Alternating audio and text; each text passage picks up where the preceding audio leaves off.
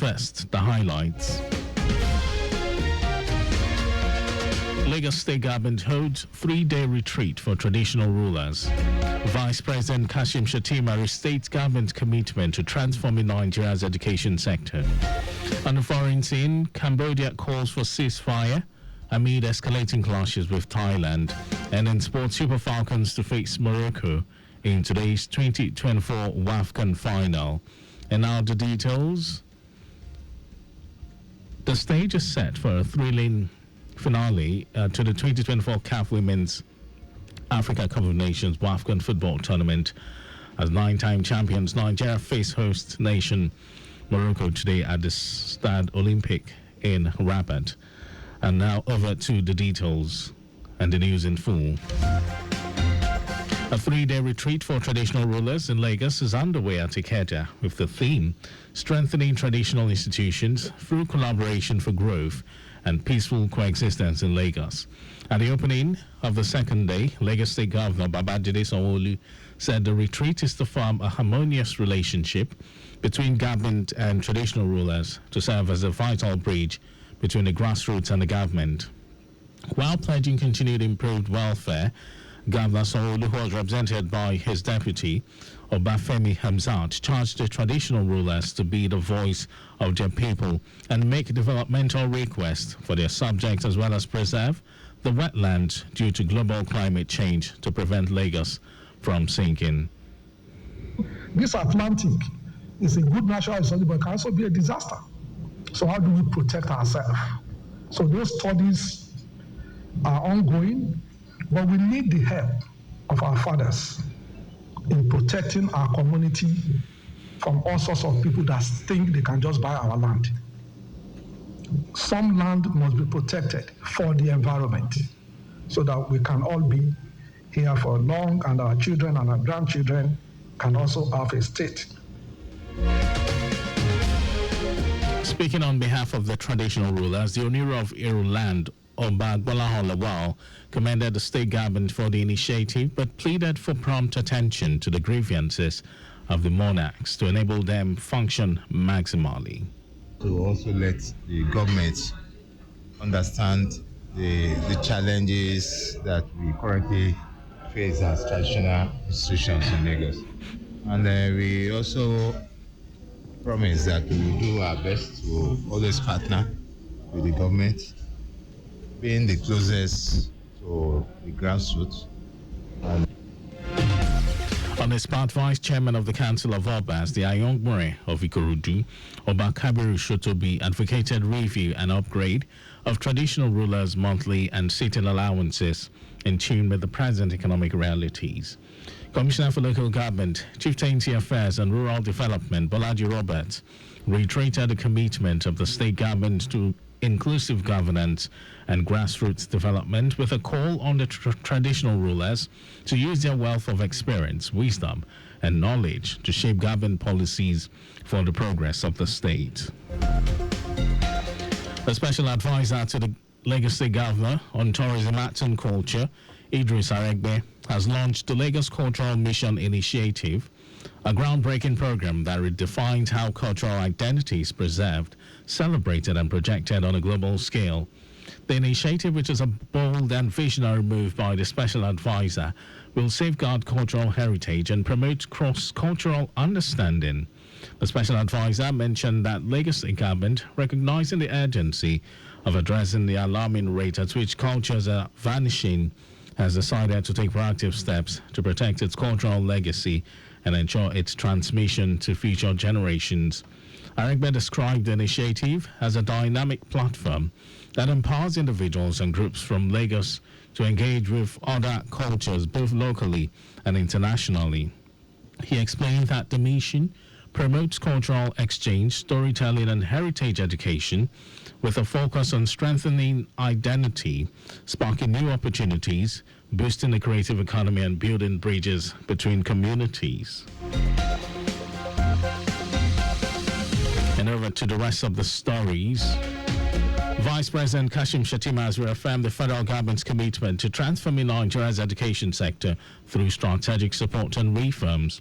Shettima gave the assurance during a courtesy visit by the management of the University of Ibadan, led by its Vice Chancellor Kayode Adeboale at the Presidential Villa in Abuja. He assured the university management of President Bola Tinubu's commitment to mobilizing both public and private sector resources that support institutions like University of Ibadan and elevate the country's overall education system. The Vice President also highlighted key initiatives under the Tinubu administration, including the Nigerian Education Loan Fund, NEL Fund, which was designed to support indigent students. Ekiti State Government has recruited an additional 404 personnel into the Ekiti State Security Network Agency, also known as Amotekun, the Agro Marshal and Anti-Grazing Corps, as part of its efforts to strengthen the state security architecture, especially at the grassroots. Special Advisor to Ekiti State Governor on Security, Ebenezer Ogundana, described the recruitment of the new security operatives as a sustained investment in the state security architecture, which underscores the administration's commitment to safety of lives and property of residents in the state. Ogundana stated that the move was aimed at further strengthening the state security framework, as government considered it necessary to rejig the security architecture of the state by establishing additional informal security outfits that will have community participation and complement efforts of the formal security agencies in the state. He said the passing out ceremony, which marked a significant milestone in the collective pursuit of a safer Ekiti state, came as a result of the marching order issued to the security agencies to reposition and address the emerging security challenges in the state. And now to foreign news. Cambodia has called for an immediate ceasefire with Thailand, as the two countries have seen more than 30 people killed, including civilians, in the ongoing border clashes. Cambodia's ambassador to the UN, Che Kyo, said his country asked for a truce unconditionally, noting that Phnom Penh, the capital of Cambodia, also wanted a peaceful solution to the dispute. Thailand has not publicly commented on the proposal, while rejecting third-party mediation. It earlier declared martial law in 8 districts bordering Cambodia.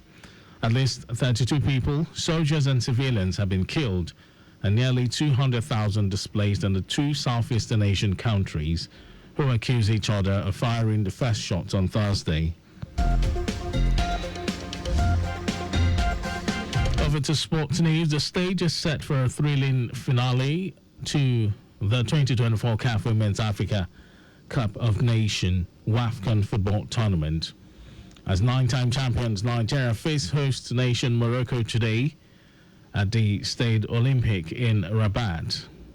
Nigeria left it late to beat defending champion South Africa 2-1 to secure their place in today's final, while Morocco overcame Ghana 4-2 on penalties after a grueling semi-final in Rabat ended 1-1 after extra time. The final is a rematch of the dramatic 2022 semi-final, where Morocco stunned Nigeria on penalties to reach their first ever WAFCON final. The two sides meet again, with the stakes higher, with the trophy on the line. That was our news at 12. Just before we go, remember, speed thrills but kills. Please avoid excessive speed.